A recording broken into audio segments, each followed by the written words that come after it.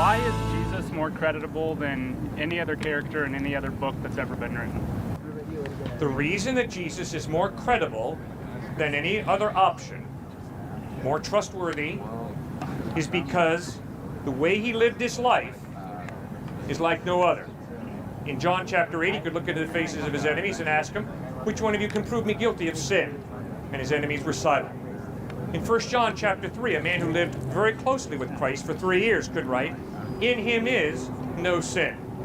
When you read the content of his ethical teaching, the Sermon on the Mount. As Robert Cole, psychology professor at Harvard, put it, all the writings on ethics over the past 2,000 years are simply footnotes to the Sermon on the Mount. That's an ethical genius that spoke the Sermon on the Mount.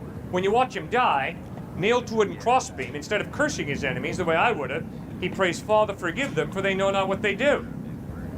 And 3 days after he dies, he physically, bodily rises from the dead, and over a period of 40 days appears to over 500 people who see him, different times, different places, risen from the dead. Eyewitnesses die, not for their belief, but for what they claim to have seen, the dead Christ risen from the dead.